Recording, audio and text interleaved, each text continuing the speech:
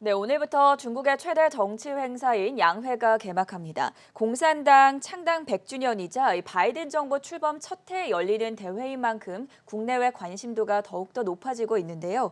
최대 관심사인 디지털을 바탕으로 한 팍스 시니카 구상을 선언할지에 대해서도 주목이 되고 있습니다. 아무래도 국내 증시에도 영향이 큰 만큼 관심을 가질 수밖에 없겠죠. 그래서 오늘은 한국경제신문사의 한상춘 논설위원과 함께 이 이야기 자세하게 나눠보도록 하겠습니다. 안녕하십니까? 네, 안녕하십니까?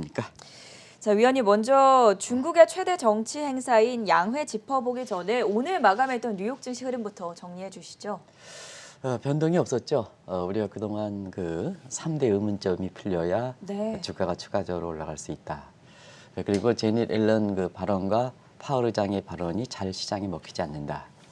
시장 여건과 맞지 않는 발언이기 때문에 먹히지 않는다 하는 그런 말씀을 드리면서 1년 전의 금융 완화, 지금 1년 후가 지난 상태에서 코로나 문제라든가 경기 문제라든가 인플레 문제라든가 이런 것이 많이 이렇게 그때에서 벗어났는데 1년 전에 금융 완화 정책을 지속하면 이것이 시장을 안정시킬 수 있겠느냐 하는 이 측면을 좀 계속해서 말씀드렸습니다. 역시 최대 관심이 국채금리인데요. 제니 옐런과 파월 의장의 말이 잘 먹히지 않으면서 오늘 국채금리가 재상승되는 모습 우리 정 PD께서 일제히 보여주시고 있죠. 네. 이거에 따라서 시청자 여러분 국채금리 상승에 따라서 많은 영향을 받는 것이 작년에 저금리 혜택을 받았던 것이 대형 기술주들 아니겠습니까? 그래서 오늘 3대 주가가 떨어지는 가운데 사실 그 국채금리의 영향을 가장 많이 받는 나스닥이 비교적 큰 폭으로 떨어졌다 이렇게 보겠습니다.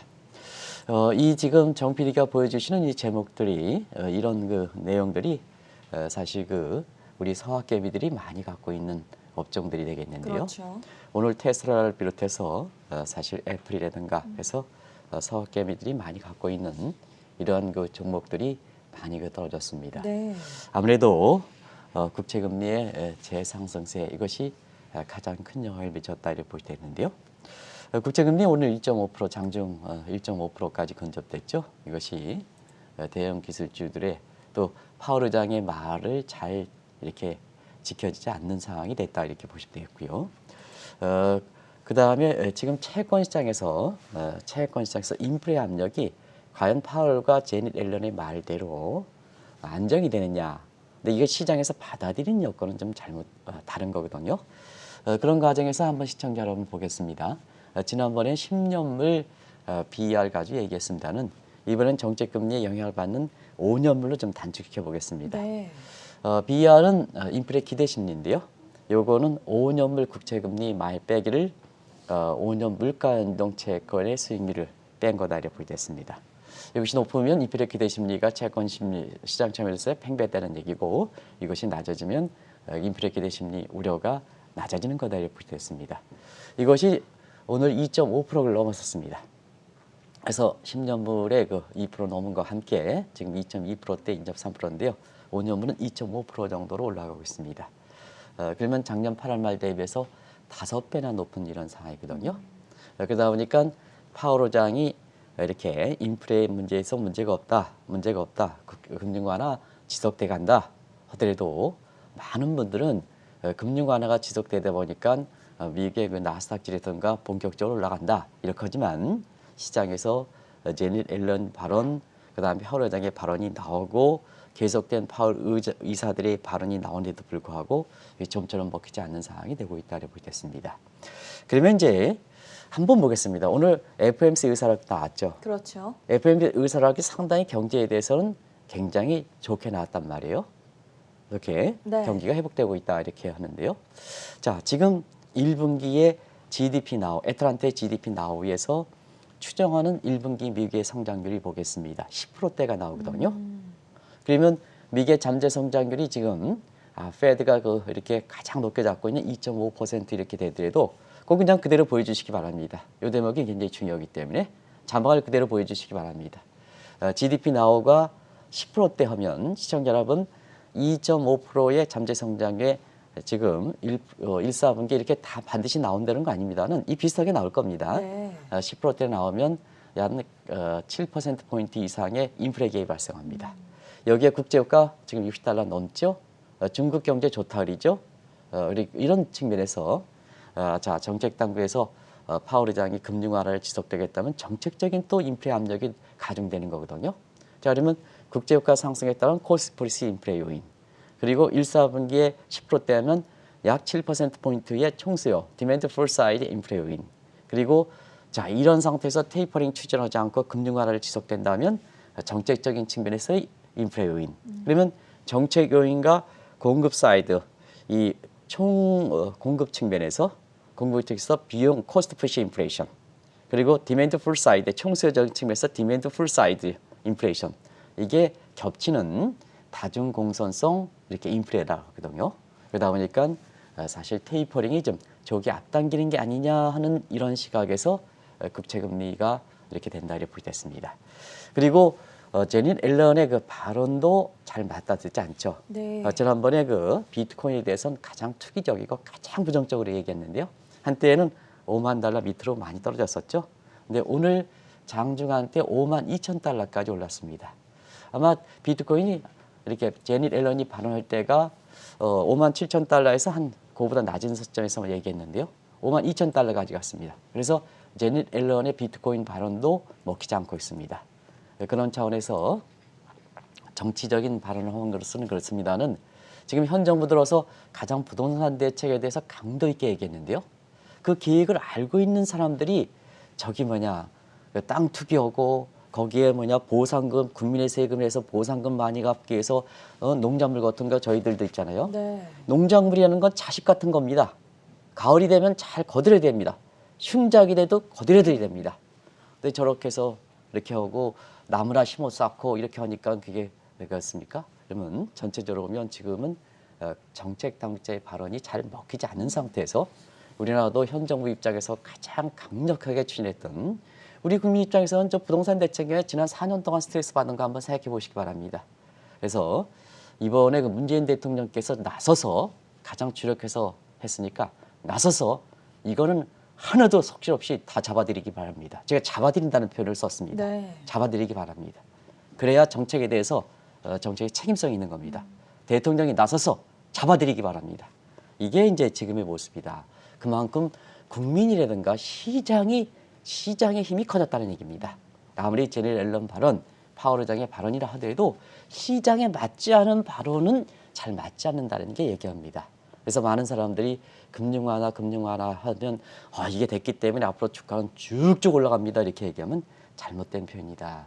1년 전의 상황은 맞는다 해도 1년 후의 상황이 많이 개선된 상태에서 자 FOMC 의사라고 오늘 발표한 것과 제닛 앨런 파월 의장의 금융 완화 정책과 발언 지난주에 발언 상황 청문과 내용이 미스매치되지 않습니까? 본인도 네. 당황했을 겁니다.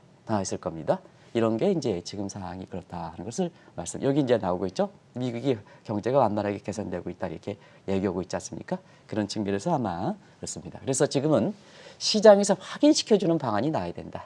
그래서 인플레 우려가 단순히 립 서비스가 아니라 인플레를 불식시키는 것.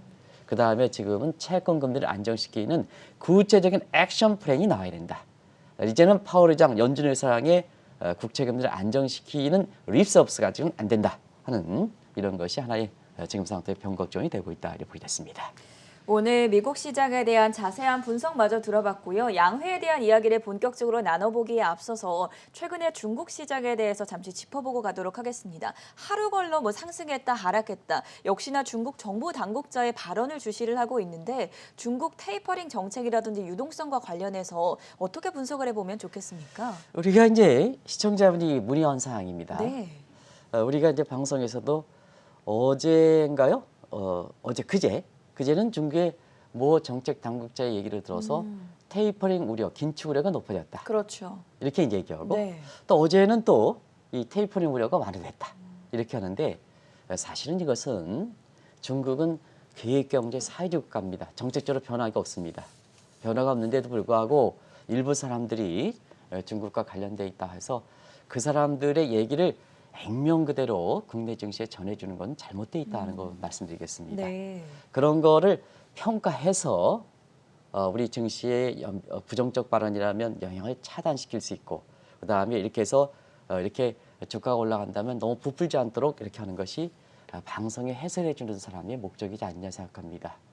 하루 전에는 일부 사람, 그것도 뭐 그렇게 영향력 있는 사람이 아닌데도 불구하고 테이프 무례가 증폭됐다 해서 그대로 전해져서 국내 주가를 이렇게 더 어렵게 하고, 특히 동학개미들을 이렇게 어렵게 하고, 그다음에 어제 같은 경우는 또 테이퍼링 우려가 완화됐다 해서 이렇게 하면 이렇게 방송을 해설하는 사람들이 그게 더 증폭시키는 그런 것이 무슨 방송 해설이 필요겠느냐 하는 것을 꼭 좀 말씀드리겠습니다. 그래서 중국은 계획경제이기 때문에 정책 당국으로 변함이 없습니다. 그런데 이게 해설하는 시각하는 이런 입장에서 그대로 전해주다 보니까 국내 증시가 동학개미들이 스마트하게 하더라도 심지어로 영향을 받을 수 없거든요. 그런 측면이 좀 시청자분의 문의한 사항이 아닌가 생각합니다. 정책적으로 변함이 없습니다. 정책적으로 계획경제는 변함이 없습니다. 일부 사람들이 이렇게 정책 당국자가 얘기하는 과정에서 그걸 액면 그대로 전해주는 액면 그대로 시각이 미국은 그렇게 전해주지는 않습니다. 근데 그거를 평가하는 사람이 중국 문제 전문가 아니겠습니까? 네. 그렇게 해서 그런 게 좀 아쉬운 대목이 있어서 아마 시청자분이 저한테 이렇게 좀 해설해달라 하는 것을 말씀드리는 겁니다. 그렇다면 이 계획 경제에 깊게 뿌리내고 있는 중국이 오늘부터 양회가 시작되는데 앞으로의 정책 방향성을 어떻게 결정하게 될지도 상당히 주목이 되지 않겠습니까? 네, 사실은 오늘 그 정치 행사 양해대회를 열리죠. 네. 양해대회라는 것은 시청자 여러분 아시겠습니다는 정협과 전국 정치협회, 그다음에 전국 인민대표자대회에서 전인대 이렇게 두 가지 회가 되죠. 한 가지 말씀드리면 대회는 확인하는 겁니다. 전회는 결정하는 겁니다. 그래서 지금 양해대회에 들어오는 그 정책 내용은 작년 10월에 열렸었던 19기 5중 전회의에서 13차 5개년 계획이 끝나고 네. 그래서 공산당 선언 올해죠. 지난해에는 공산당 선언 100주년 이렇게 앞두고 사실상 정책 내용이 결정된 사항이다 이렇게 됐습니다. 올해 양해대회는 특별한 의미가 있죠. 그래서 19기 5중 전회에서 결정된 내용을 이렇게 보면 일단은 42년 만에 1978년 덩샤오폼이 개방과 개혁에서 압축 성장, 수출 위주 압축 성장을 내수 위주로 대전환하는 계획이 작년 10월에 이렇게 됐죠. 구체적 내용은 좀 지금부터 좀 살펴보도록 하겠습니다. 네. 그 내용을 이번 대회에서 확정시킨다, 확인한다, 확정시킨다 이렇게 보시면 되겠고요. 또 한 가지는 사실 바이든 정부의 출범의 첫 해 이렇게 보고 있습니다. 그래서 올해 그 양해대회는 공산당 선언 100주년. 원래는 2021년은 공산당이라는 것은 뭐냐면 대체로면 인민들이 좀 잘 살자. 근데 높은 수준이 잘 사는 게 아니라 평균 수준으로 잘 살자. 이렇게 하는 게 샤오강 사회죠. 샤오강 사회를 구축하는 이런 목표 연도입니다. 공산당 선언 100주년을 기해서 이렇게 해서 양해대회가 특별한 의미가 있고요. 그다음에 바이든 정부 들어서부터 트럼프 정부의 중국에 대해서 굉장히 강조했었으니까 네. 바이든 정부에 들어서는 좀 완화되지 않겠느냐. 물론 이제 나중에 설명드리겠습니다만 완화되지 않고 있습니다는 이렇게 해서 큰 줄기가 변화된 상태에서 양해들을 걷는다 이렇게 됐습니다. 내용은 대체로면 정협에서 결정되는 건 정치적 문제이기 때문에 사실 중국의 정치적 문제에서는 시진핑 체제를 공고하는 문제죠. 그렇죠. 지금 시진핑 체제는 성장 전략까지 덩샤오핑이 추진했던 지난 42년까지 획기적으로 변할 만큼 사실상 경제 위성이 변화된 측면도 있습니다는 시진핑 체제가 이전 정부는 다르다 하는 정책 측면에서 사실상 그 장기 집권 체제를 이렇게 강화하는 측면이 정책으로 이번 양해대회가 갖고 있는 정협의 목적이다 이렇게 보겠고요. 경제적 문제를 다루는 전인대회는 지난해 이제 말씀드렸습니다는 19기 5중 전회에서 결정된 사항이 워낙 크기 때문에 내수 위주, 그동안 수출 위주인데 내수 위주의 쌍순환 전략, 그리고 지금은 레벨 플래닝 필드에서 경제적 측면에서 국경이 없어졌으니까 세계는 하나죠. 뭐 원 월드, 원 마켓이라는 표현이죠. 원 이코노미 이런 상태에서 국경이 없어졌으니까 여기에 피봇 스테이트, 컨트리가 아니라 네이션이 아니라 스테이트가 되는 거죠. 전 세계 국가들이 세계가 하나니까. 네. 한국도 스테이트가 되는 거죠. 미국도 스테이트가 되는 거죠. 중국도 스테이트 되는 거죠. 그게 피봇 스테이트, 핵심 중심축. 이게 중심축을 중국에 구축하겠다 하는 측면에서 홍색 공급망 전략을 추진한다. 이걸 전인대에서 확정시킨다 이렇게 보겠습니다. 이런 것이 지금 이번에 그 양해대를 갖고 있는 큰 주기다 이렇게 보겠습니다.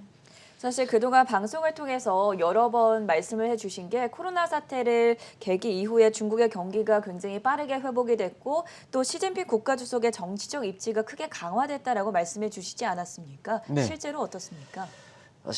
시진핑 그렇게 전 세계 국가 통수권자 중에서 코로나 사태로 인해서 네. 발병 질환 오명을 갖고 있지만 가장 위상이 증대된 사람이 아마 우리나라의 문재인 대통령보다도 네. 사실 중국의 시진핑 국가주석이 아닌가 생각합니다. 작년 그 1년 전에는 국민들의 자발적 협정에서 제가 사실 그 방역 선진국이다 해서 정부 당국에서 공식화하지 마십시오. 뭐 격리시키고 뭐 하는 것은 뭐 그렇습니까? 그럼 뭐 아마 전 앵커도 이렇게 방역 당국에 이렇게 되면 그런 쪽에 이렇게 정책적으로 나올 거 있는데요. 그게 효과가 되려면 국민들의 자발적. 근데 우리 국민들은 위기에 자발적으로 협조하는 사항이 있거든요. 그때 당시에 대구에서 신천지 문제 작년 1년 전이죠. 그렇죠. 기억나십니까? 네. 이렇게 신천지 문제에서 공포에 질렸을 때 사실상 우리나라의 지방색이라든가 이런 거 관계없이 이용석 광주시장이 보여줬던 아주 우리 국민들의 프로모로 퍼블리크 정신, 네. 우리로 와라. 이때 이 시장이 보여줬던 모습이 아마 굉장히 그리고 정의용 지금은 청으로 됐습니다는 그때는 이렇게 전체적인 지원 단장께서 정은경. 그래서 이렇게 해서 보여줬던 희생 정신 이런 것이 이렇게 사실상 국민의 그 자발적 협정에 더 증폭시키면서 이 방역 선진국인데요. 이걸 좀 잘 이렇게 해서 사실상 백신이라든가 이런 측면은 국가가 좀 해줘야 될 문제거든요. 현 정부가 해줘야 되면 이런 쪽을 좀 이어갔으면 얼마나 좋았을까 하는데요. 지금은 백신이라든가 이런 측면에 가장 뒤처지면서 사실상 중국의 그 시진핑 국가주석이 가장 이렇게 됐다. 경제 측면에서도 이렇게 비상사태에 있을 때는 결단력이 중요한 거거든요. 결단력. 대통령 최고 통수권자의 뒷전에 물렸으면 안 되는 겁니다. 지금 한번 이렇게 주요 사항에 대해서 이렇게 최고 통수권자가 제 목소리를 내느냐 하는 것은 시청자의 판단에 맡기겠습니다. 그런데 중국은 이렇게 비상체제에 국가 최고 통수권자가 나서지 않습니까? 그게 경제활동 재개다. 경제활동 떨어진 것을 붙여놨다. 그러면 떨어진 걸 붙여놨으니까 경제가 저렇게 좋았던 거죠. 이건 뭐 시청자 여러분이 잘 아실 겁니다. 저 작년에 전 세계 국가가 마이너스 국가에 유일하게 플러스 성장을 기록했고 경기 순환 사이클을 보면은 작년 1분기에 마이너스 6.8에서 플러스 3.2, 2분기 그다음에 플러스 4.9, 그다음에 4.3년 플러스 6.5. 그래가지고 전체적으로 보면 2%대의 플러스 성장이 나왔는데요. 그러한 상태에서 사실 시진핑이 이번에 양해대를 했으니까 네. 가장 탄력적으로 되는 거죠. 그래서 정역, 전인대 전부 주도하는 거죠. 시진핑. 그런 과정에서 그런데요. 이런 모습은 더 탄력적으로 나갈 수 있지 않냐 생각합니다. 왜냐하면 올해는 그 백신에 의해서 서로 들러붙게 하고 상품 교육 자유롭게 하고 그다음에 사실 바이든 정부 들어와서 다자 채널 복귀하니까 세계 교육증 되니까 아무래도 수출 지향적 국가인 한국과 그다음에 중국이 혜택 받지 않느냐. 지금은 한국의 수출이 내수가 어렵다 하도 한국의 수출이 탄력을 받고 있지 않습니까? 지금 우리 수출 통계를 보면 아주 네. 탄력을 받고 있지 않습니까? 그게 이 방송을 통해서 올해 세계 경제가 성장하더라도 어떤 국가에서 투자할 것이냐 하는 측면에서 이렇게 보면은 세계 교육을 바탕으로 해서 세계 경제 성장이니까 세계 교육을 바탕으로 세계 경제 성장이다. 그러다 보니까 수출 지향적인 한국과 중국이 유리할 수밖에 없다 하는데 올해 중국이 한 8에서 9%죠. 그러다 보니까 사실은 올해 이렇게 중국이 경제 성장률 되면 항상 그렇습니다. 우리가 예측자 보면 내가 예측했는데 딱 맞았다 하면 이렇게 예측이 맞았지 않느냐 하는 것과 마찬가지로 네. 사실 경제가 어렵지 않고 이렇게 성장이 높으면 시진핑 국가주석 입장에선 목표 성장률을 제시할 거로 이렇게 봅니다. 그러면 성장률이 실제 성장률 많이 떨어지지 않습니까? 그러면 이렇게 정책 입지가 더 강화되는 거거든요. 그런 과정에서 작년에 어려웠을 때 목표 성장률 제시하지 않았습니다는 올해 목표 성장률 제시하느냐 문제에 경제적 문제 단위는 전인대에서 관심사가 된다. 내용은 이미 작년 10월에 결정됐으니까 네. 목표 성장률을 제시할 것이냐 제시하지는 않을 거로 이렇게 보이는데요. 경우에 따라서는 시진핑 국가주석의 야망과 결말에서 목표 성장률을 대체로 보면 안의적으로 지금 보면 올해 예측 기관들이 8%니까 종전에 이렇게 목표 성장률의 5.5에서 6%에 상단에 해당되는 6% 정도는 제시하지 않겠느냐. 제시한다면 네. 이 정도의 예상이 나오고 있다고 보이겠습니다. 이렇게 코로나 사태를 계기로 중국이 성장 회복이 빨라지고 있고 실제로 고성장에 진입을 하게 된다면 미국 경제를 빨리 추월할 수 있다는 그런 보도들도 나오고 있던데요. 이 부분은 어떻게 보십니까? 더 중국이 앞당겨지는 것 같습니다. 추월할 수 있는 시기가요. 추월할 수 있는 시기가. 네. 그래서 그때마다 이것이 이슈가 될 가능성이 높기 때문에 아마 이 방송을 통해서 몇 차례 전해준 적이 있습니다. 네. 지금은 완전히 중국과 미국이 같이 가는 시대다. 뭐 시청자 여러분 이건 부인할 수 없으실 겁니다. 원래는 이것이 2007년, 2008년 제가 미국에서 월가 특파원을 할 때 그때 당시는 하버드 교수입니다. 닐 퍼거슨 교수가 처음으로 얘기했던 것이 차이메리칸 용어입니다. 그래서 한국에 들어와서 차이메리칸 용어를 한국에서 처음으로 소개해서 그때 당시에 그런 얘기를 했죠. 새 여인이 있고 오랫동안 여인이 있으면 항상 새 여인에 관심 있는 겁니다. 저린 용어도 바로 그렇게 됩니다. 이렇게 해서 새롭게 부각되는 국가가 차이나죠. 네, 그래서 이차 앞에 붙은 거죠. 그렇죠? 여기서 차이나의 차이가 붙고 그다음에 2차 세계대전 이후에 미국 중심의 체제니까 아메리카죠. 그래서 합성 용어가 차이나의 차이와 아메리카의 메리카 해서 똑같은 용어로 붙인 겁니다. 근데 이게 사실 닐 퍼거슨 교수가 제가 이렇게 만날 때 2007, 2008년 이때 아무리 빨라도 2020년인데요. 지금 상태에서는 트럼프 정부가 출범했던 2017년에서 당초보다 한 3세에서 4년 정도 앞당겨지지 않겠느냐. 지금은 바이든 정부가 출범할 때 완전히 확실하게 중국과 미국이 같이 가는 것 같습니다. 그죠? 그건 뭐 시청자한테 부인할 수 없는 길이다 이렇게 보겠습니다. 근데 더 문제는 코로나를 계기해서 시진핑이 확실하게 국가주석 입체가 되고, 근데 반면에 미국은 트럼프와 바이든 국가를 분리되고 이런 체제죠. 그리고 경제 문제에 있어서는 통제력이 강국가 붙이다 보니까 지금 상태에서는 사실 코로나를 계기해서 중국의 고성장치에서 미국의 경제력 격차가 더 줄어드는 양상이다. 자, 이 1978년에 미국과 중국의 경제력 격차 비중인 미국의 GDP 대비해서 중국의 경제력 비중이 GDP 비중이 10% 못 미쳤습니다. 근데 이것이 작년엔 71%까지 완전히 통비까지 왔죠. 네. 근데 중국이 위기에 출하는 시점이 골드만삭스 같은 경우는 2030년에서 2028년으로 이렇게 됐습니다는 이번에 양해에 대해를 앞두고 글로벌 뱅크인 뱅크 오브 아메리카, 글로벌 투자은행인 글로벌 아이비인 뱅크 오브 아메리카가 그것도 1년 앞당겨졌습니다. 그래서 2017년에는 가능할 것이다. 지금 이제 나오고 있죠. 이게 골드만삭스가 얘기한 건데 2028년. 네. 근데 최근에 양해 대회를 앞두고 전통적인 미국에서 생활하신 분 알겠지만 전통적 미국 중심의 BOA, 뱅크 오브 아메리카 같은 경우에는 2027년까지 더 앞당겨질 거로 이렇게 보고 네. 있습니다. 그럼 바이든이 지금 2021년서부터 2025년까지 5년, 4년 동안 집권하죠. 그러면 이제 웬만하면 연임, 트럼프가처럼 이렇게 이런 사람이 단임에 끝났습니다. 연임한다고 이렇게 보면 집권 기간 내, 연임 기간 동안에 되는 거거든요. 그만큼 바이든 입장에서 화급해질 수밖에 없는 거죠. 이런 게 지금의 그렇다 이렇게 됐습니다. 그래서 지금 파크스시닉 오프라인상의 파크스시닉 시대가 언제 돌아올 것이냐. 이미 가시권에 바이든 정부가 연임한다면 연임 집권 기간 내에 발생하기 때문에 이게 파크스시닉 시대가 먼 미래가 아니라 지금은 가시화되는 상황에서 양해대를 맡고 있다 이렇게 보겠습니다. 그러다 보니까 미국이 가장 양해대 내를 가장 관심 있게 이렇게 보는 거죠. 그런 측면을 말씀을 드리겠습니다. 사실 중국의 경제 위상은 곳곳에서 확인이 되고 있는데요. 위안화 가치가 빠르게 절상될 뿐만이 아니라 어제도 중국이 가지고 있던 미국 국채를 팔아치운다 이런 이야기를 전해주시면서 중국의 국채 매력도가 커지고 있다. 이 부분도 설명해 주시지 않았습니까?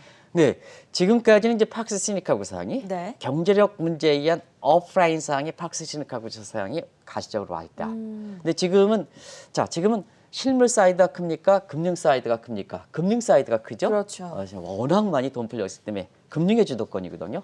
또 한 가지는 디지털이기 때문에 디지털 주도권입니다. 이 문제를 한번 보는 겁니다. 네. 그런 측면에서 보면 경제 실상이 반영되는 금융, 지금 금융의 주도권 문제에 대해서는 실물 사이드보다 중국의 위상이 실제적으로 시장에서 영향이 나타나고 있다 이렇게 됐습니다. 그것이 이제 위안화 문제죠. 위안화 한번 보겠습니다. 빠르게 절상되는 문제죠. 그래서 코로나 사태를 맞아서 달러당 7.5 위안으로 위안화가 절해될 것이냐 이런 예상. 그다음에 우리나라도 이렇게 금융사 회장들이 유일하게 기축통화뿐이 없다. 원달러를 1280원에서 1500원 간다. 이런 전망과 달리 오히려 거꾸로 나가죠. 지금 위안화 문제는 1달러 6.4 위안까지 가서 위안화가 빠르게 절상되고 원달러 환율이 1280원에서 1300원, 1500원이 아니라 지금 1120원대로 완전히 떨어지고 있죠. 그만큼 원화 강세, 위안화 강세가 된다 이렇게 됐습니다. 자, 이번에 양해대를 통해서 1달러 유기한 체제. 이건 이제 굉장히 특별한 의미입니다. 아마 조랭코 유로가 출범할 때 등가 수준이라고 있죠. 1달러 1유로 등가 수준이 있죠. 그게 상징성으로 아시아 국가 입장에선 아시아 중국 중심이냐 아니면 미국 중심이냐 이렇게 할 때 1달러 6위안 이게 1달러 1유로와 같은 상징성을 갖고 있거든요. 네. 이 정도로 이렇게 떨어지지 않겠느냐. 떨어진다는 것은 위안화가 그만큼 절상되지 않겠느냐. 달러 가치가 그만큼 약세가 되지 않겠느냐 하는데요. 시청자 여러분, 이 대목이 중국에 그만큼 자신감입니다. 중국 내부에서 달러 패권이 조만간 붕괴된다. 달러 패권 붕괴는 미국에서 위기감 차원에서 선제적 방지 차원에서 제기했던 시각입니다. 달러 휴지 조각 얘기도 했었고 네. 그랬습니다는 중국 내부에서 경계감을 잇고 있는 그래서 위기 다지자 했던 중국 내부에서 사실 달러 패권이 조만간 이렇게 붕괴된다 하는 것이 오늘 연합뉴스에서 쭉 나오고 있는데요. 그런 게 중국 내부에서 처음으로 나왔습니다. 그래서 빠르게 위안화가 절상되는 문제에서 우리가 어떻게 탄력적으로 가져가느냐 하는 게 금융 사이드에서 나오는 얘기입니다. 또 한 가지 보겠습니다. 국채 얘기는 잠시 어제 곁들여서 더 보겠습니다. 네. 이게 국채 얘기하면 중국 국채 지금 1인당 GDP가 10,000달러에 조금 넘은 국가거든요. 미국은 뭐냐? 지금 거의 한 5만 달러, 6만 달러 될 겁니다. 이런 국가에서 보겠선 자, 지금은 뭐냐? 미국이 잘못해서 중국보다도 미국이 잘못해서 미국의 재정적이라든가 국가 채무가 오락해서 미국이 잘못해서 트럼프가 잘못해서 지금은 중국의 국채가 사실 미국 국채보다 채권 발행 시장뿐만 아니라 유통 시장에서 더 매력적인 돈을 집어넣는 사람이 중국 국채로 더 집어넣거든요. 이런 성의 모습이 돼서 우리 오프라인산의 파악스 시니카 문제도 가시권해 왔는데 지금은 실물보다 더 위에 있는 금융의 패권에 있어서는 파악스 시니카 문제가 더 와닿는 사항이다는 걸 말씀드리겠습니다.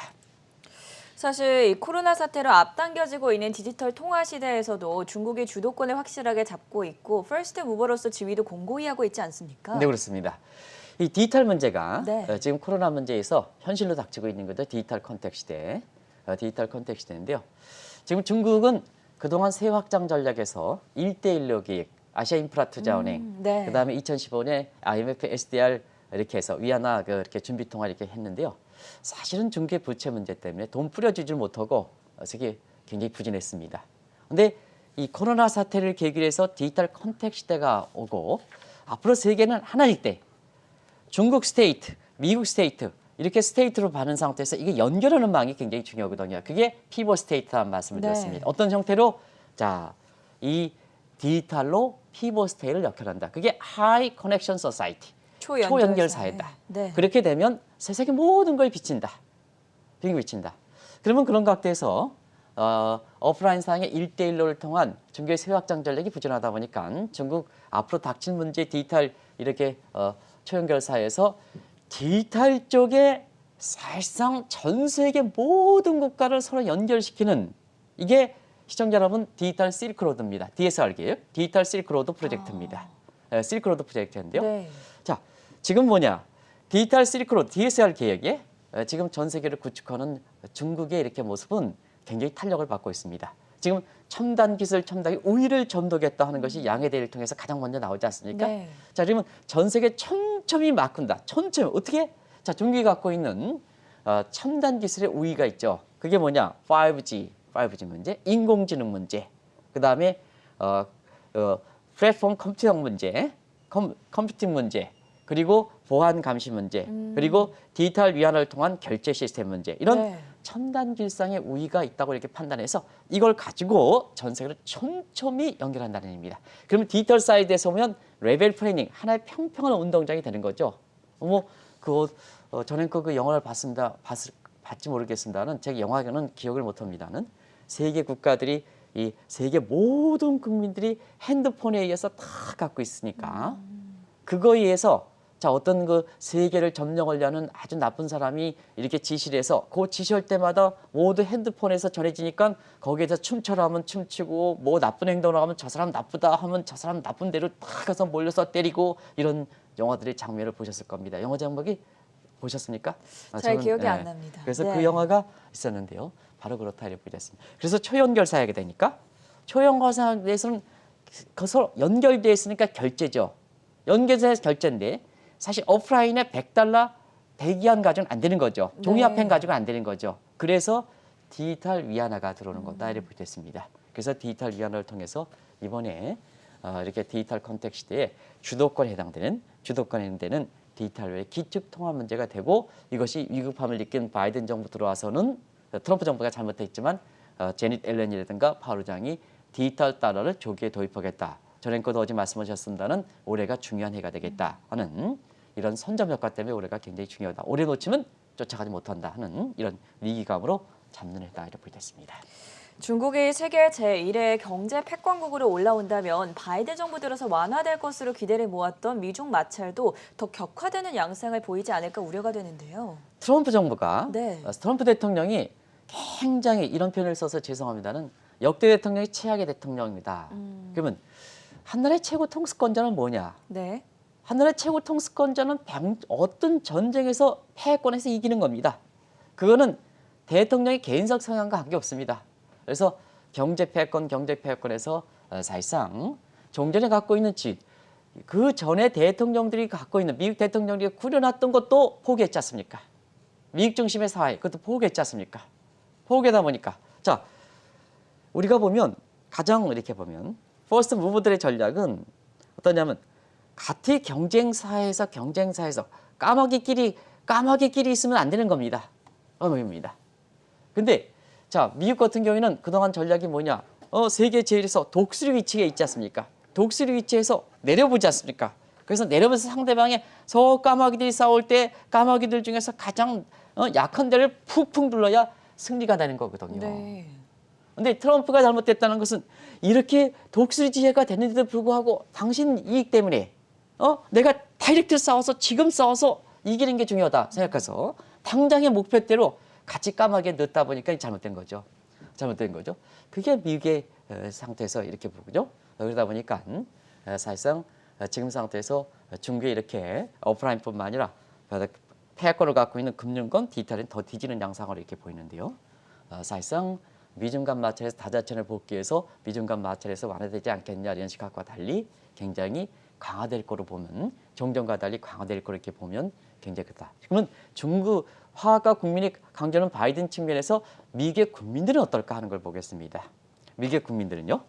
사실 미국 국민들은 이렇게 우리가 다자천을 복귀해서 우리나라 내부에 여러 가지 대외 관련된 전문가들이 얘기하는 것처럼 완화가 될 것이다 하는 시각에서 중국과 미국의 이렇게 중개 편향적인 시각에서 바꿀 필요가 없다 하는 이런 시각을 제시하는 사람이 현 정부의 이렇게 친정부적인 싱크탱크 기관의 이렇게 학자들의 이렇게 얘기인데요. 그런 게 됩니다. 미국은 국민과 화합을 이렇게 한다 하더라도 미 국민들이 중국에 대해서 적대하는 감정이 저 비호감이 빨간 선입니다. 네. 요건 PEW의 설문조사단입니다. 요거 반드시 원천히 표시해. PEW의 이렇게 설문조사단인데 저렇게 73까지 레벨까지 더 올라가고 있습니다. 그러다 보니까 바이든 정부 들어와서 또 미중 간의 마찰은 더 심화될 것이다. 다만 관세라든가 이런 것보다는 우위에 있는 금융 마찰, 디지털에서 디지털 통화 경쟁, 신통화 전쟁 이런 식으로 전략상의 요측만 바뀔 뿐이지 더 완화될 것이다. 더 강화될 것이다. 이렇게 보시됐습니다. 가장 중요한 마지막 질문입니다. 우리나라 같은 경우에는 그 중간자적 입장에서 어떤 선제적인 대응이 필요하겠습니까? 네, 어제 내용에서 좀 보완해서 말씀드리겠습니다. 어제 시간이 네. 없어서 이걸 말씀드립니다. 앞으로 이렇게 미중 간 마찰 투 트랙을 갈 것이다.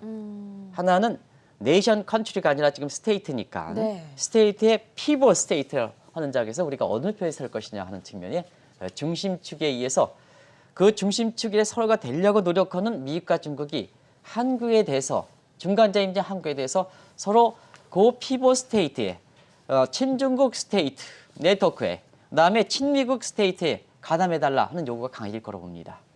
문재인 정부가 이 부분에 대해서 어떤 입장을 정리해야 될 거로 이렇게 봅니다. 분명히 정리해야 될 거로 봅니다.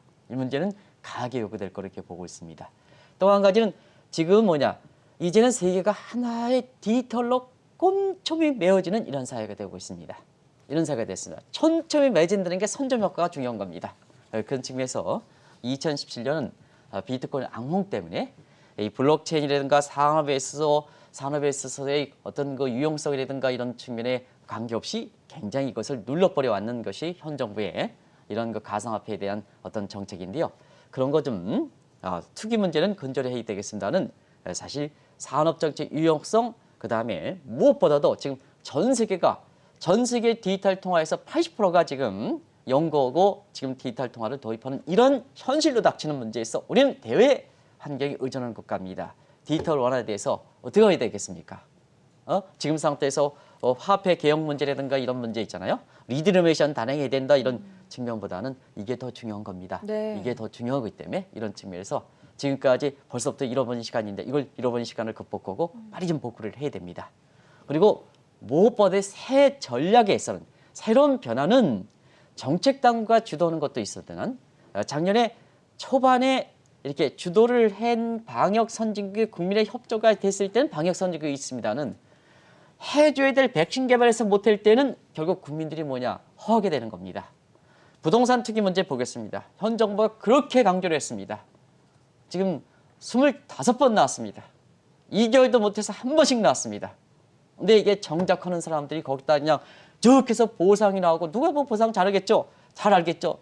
그 도면했죠? 쭉쭉 걷다 나무나 심고 고추도 해서 그 자식 같은 것을 이렇게 하지 않는 시각에서 그 보상하는 그런 사람에게서는 무슨 너무 부동산 대책에 먹히겠습니까? 좀 이건 문재인 대통령께서 나셔야 됩니다. 속절없이 한 사람도 없이 잡아들여야 지금 사실상 현 정부의 마지막에 도덕적 신뢰 이런 문제를 이렇게 지킬 수 있다는 걸 꼭 좀 네. 말씀드리겠습니다. 이게 지금의 국민의 힘, 시장의 힘입니다. 시장의 힘입니다. 이런 것이 오늘 많은 점에서 생각할 대목이 있지 않냐 생각합니다. 네, 오늘부터 중국의 최대 정치 행사인 양회가 개최됩니다. 미중 패권 전쟁을 둘러싸고 과연 시진핑 국가주석이 어떤 구상을 제시할지 그리고 한국의 경우에는 어떤 선제적인 대응 전략을 취해야 할지 자세한 좋은 말씀 들어봤고요. 지금까지 한국경제신문의 한상춘 논설위원이었습니다. 고맙습니다. 네, 고맙습니다.